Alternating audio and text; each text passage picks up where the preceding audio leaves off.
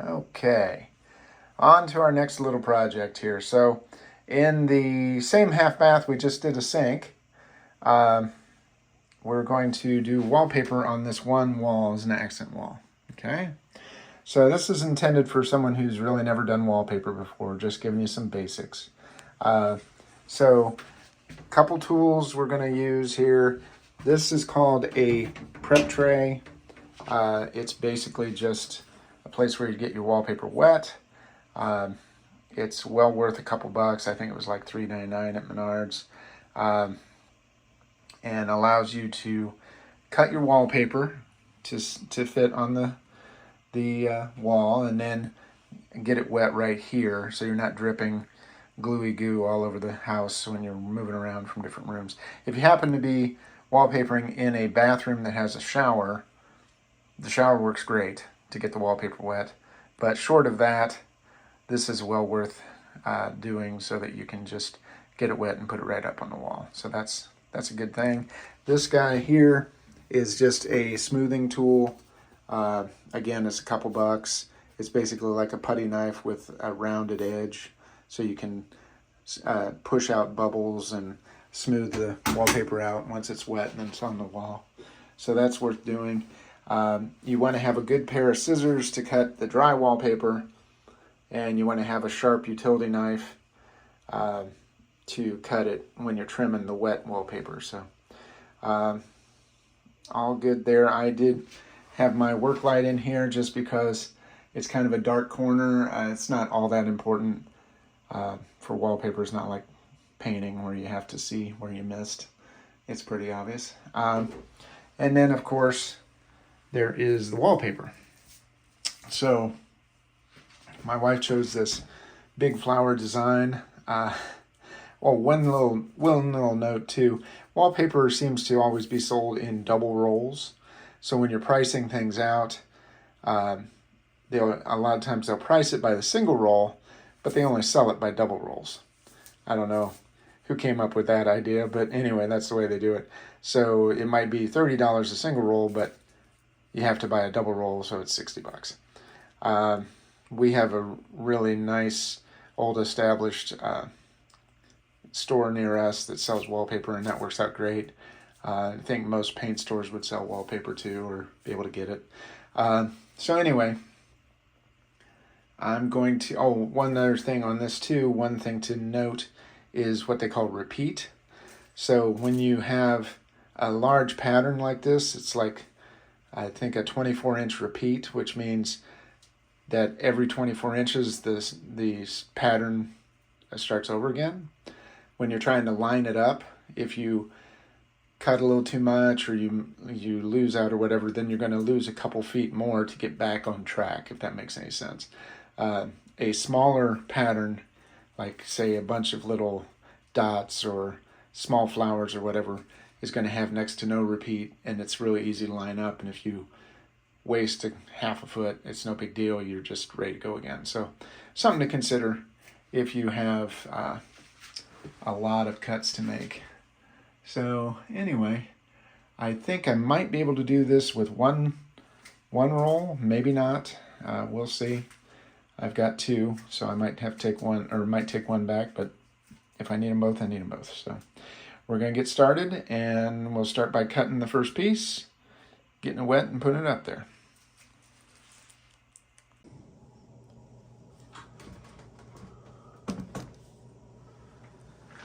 Okay, sorry for the close quarters here. It's a small bathroom. So I'm going to, not any kind of exact way, I'm just going to roll this out and get a rough measurement.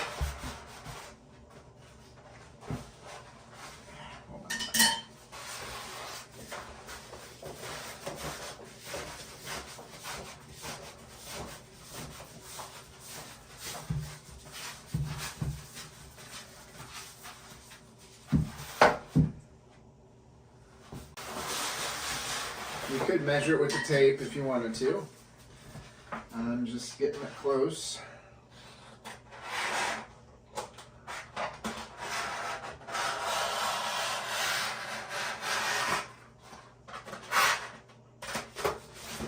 Okay, there's that. We've got this prep tray. I showed you this before. Just putting it here so you can see. I filled it about half up with water. Now, one other thing you need to note on this is when you have a flowery pattern like this, make sure everyone who matters, you, your wife, everybody, are on the same page with whether the flowers go up or the flowers go down. Trust me, it matters, and you don't want to do it the wrong way. So, anyway, we already have a consensus on that. I'm going to roll this up again, loosely.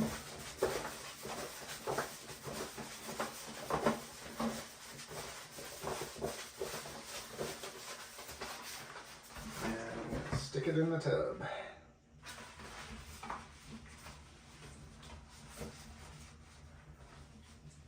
You don't want to soak it in too long, but you want to make sure everything gets good and wet, and you can see. Now, you can't see. Hold on.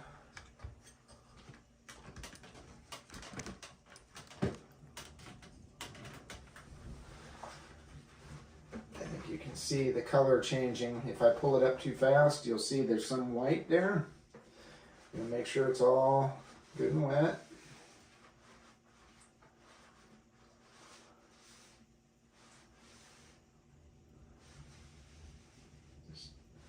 Pull it out nice and slow.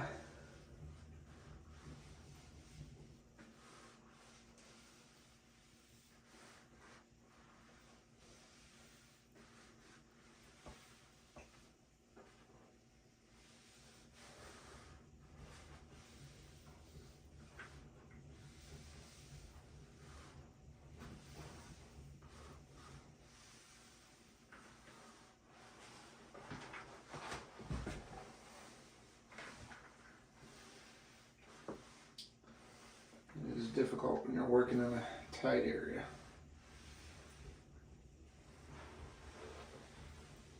There we go, we're good. And now I just said that about the flowers. And I need to look at it again. Okay, this is the top. Good deal. I'm going to put you back up.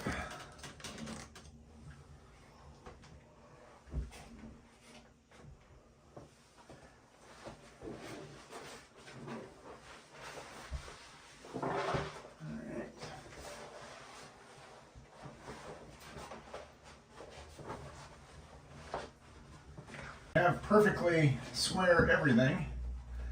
You can try to get it to go right to the top, but I never find anything, even in a newer house, is perfectly square.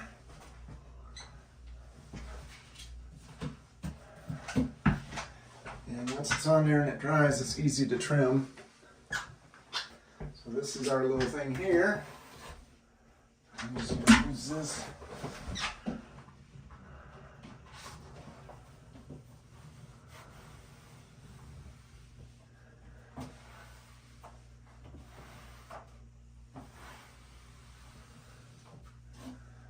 Smooth things out.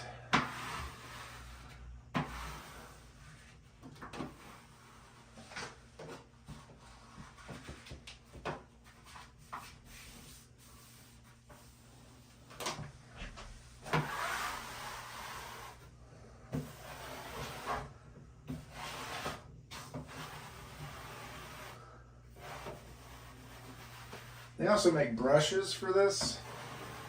I kind of like the flat edge. You gotta be careful. Like right here, I got a little bit of a wrinkle, and you can mess up your paper pretty easily if you're not paying attention.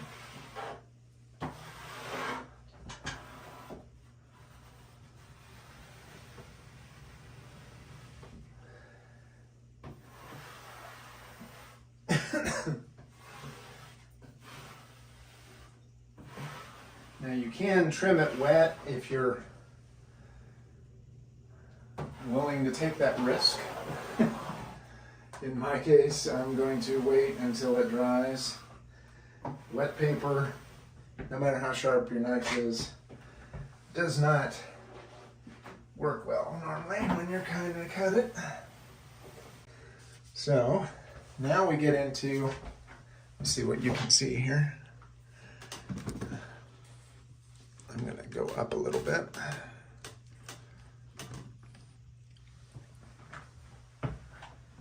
Okay, so now you get into the repeat I was talking about. So in this case,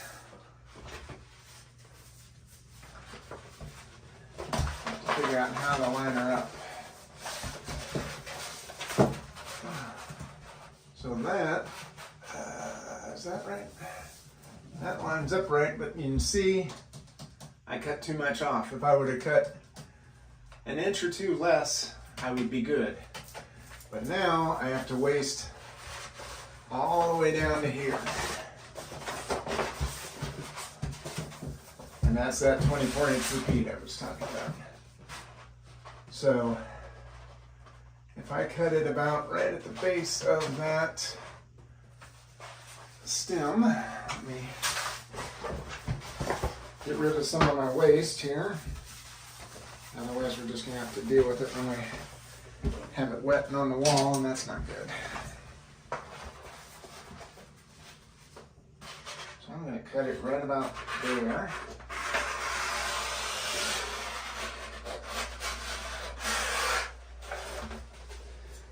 Again, I'm just eyeballing it, but you can see all that I wasted. So in this case, it's not that big a deal. I've got 2 rolls of this if I need it, and I've only got basically 3 pieces to put up. But if you're doing a large wall and you do this every time, you're going to waste a lot of paper. So now we look at it and we say, oh goodness, no, not quite.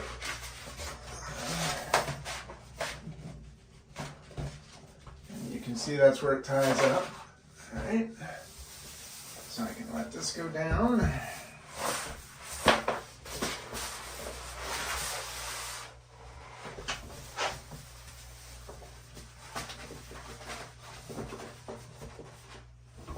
I'm going to do the same thing again probably, but I don't care.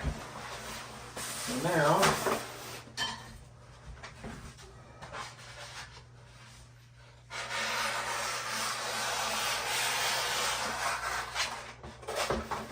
got that piece there. We might have enough for one more piece out of that roll. Save the other roll. Alright, so I need to put some more water in my trough thing, prep tray.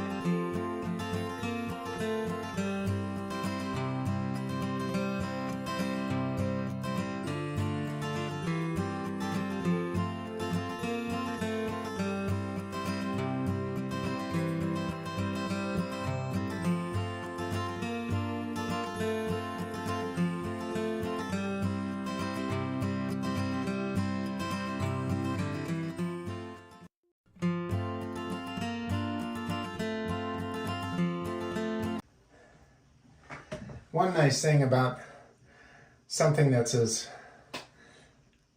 flowery and as active as this paper, if you do have any issues, it'll hide a lot of them. If you had a wrinkle somewhere, there's so much going on this paper, I don't know that you'd see it. So we have one more partial piece to cut here on this. One thing I didn't note is right here, I can feel there's 2 screws here, or anchors here for screws, that are for our toilet paper holder. So I will cut that out with the carpet knife.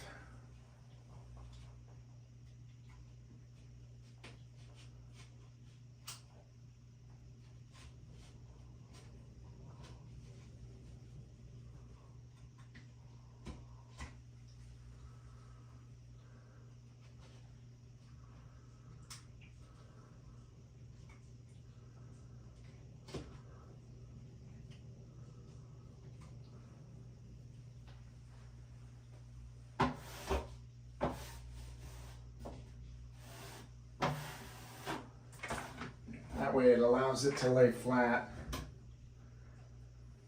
It's not, because it was a little bit of a bump. So I want it to dry and adhere to the wall, right? So that's all good. This last piece is a little different. So I'm going to try to figure out what I need to trim off the top, get the length right, and then I'm going to try to cut some of the sides so we have less waste actually hanging out here, because I only need like a half a piece. But just to be safe, I want to get everything else cut first.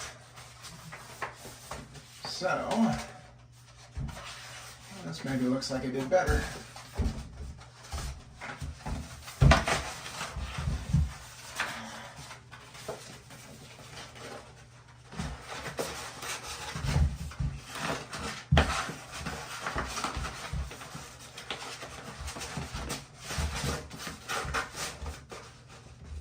I think we just barely made it. So I'm going to say length is probably okay. I'm going to use this wall to figure all that out.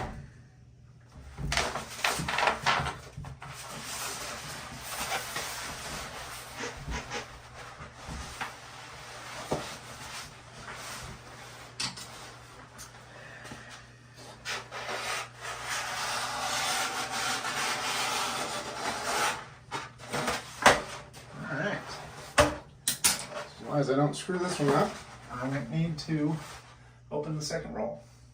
So that's good news. So I'm going to go get my tape measure. I don't have it right now.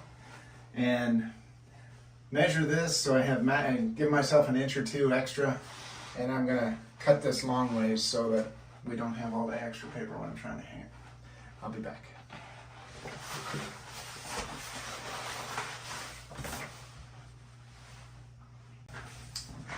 I think I got it cut, basically 14 inches. I can't remember what the normal width is, 20 something. Anyway, 14 inches doesn't give us much. I got like an inch extra, which is more than I need, but just to be safe. So let's get this wetted.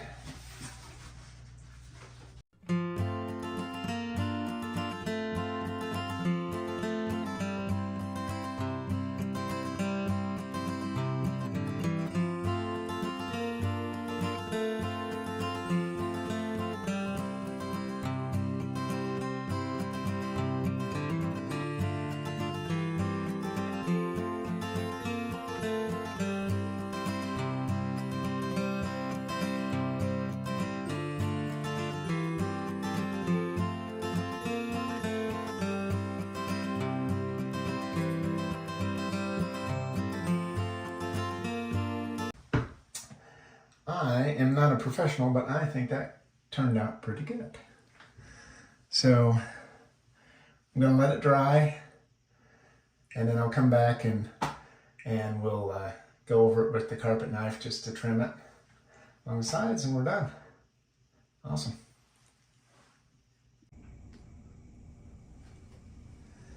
Okay, it's been about 12 hours. It's pretty dry. It took it a while. So there's a couple different ways to do this. In my younger days, when I had a steadier hand, I would just freehand it. You could also use like a straight edge, maybe a metal yardstick or something like that. I'm just going to use my smoothing tool, which Makes it nice and easy to go into the corner or the edge. And I'm going to actually, I need to do it this way, but I can't really get over there, so I'll start here. So, again, if you see it,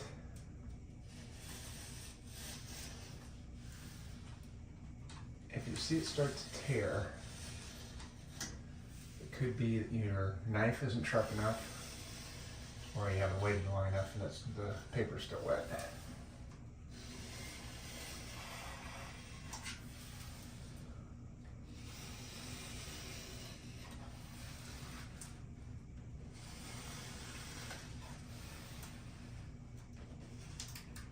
Oh, see, got the edge there.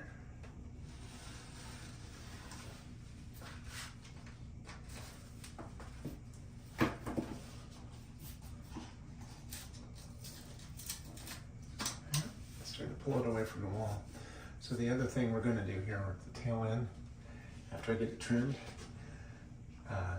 either get a wet sponge, a nice clean sponge obviously, or some wet paper towels, something like that. Just go over the edge to re-wet this so it sticks back down. Because sometimes when you have a large lip, it doesn't stick down right.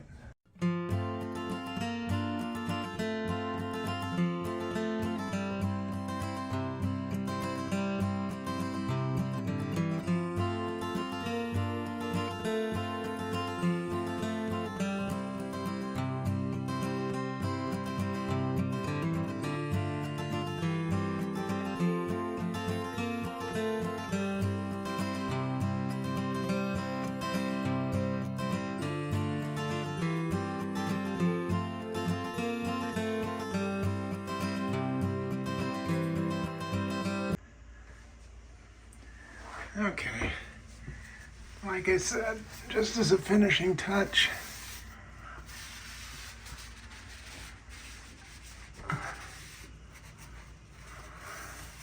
squeeze a little bit into the corners, because that's where it really matters. Sometimes it gets a little loose in the corners. Oh, there's a piece. Needs a little help. All right.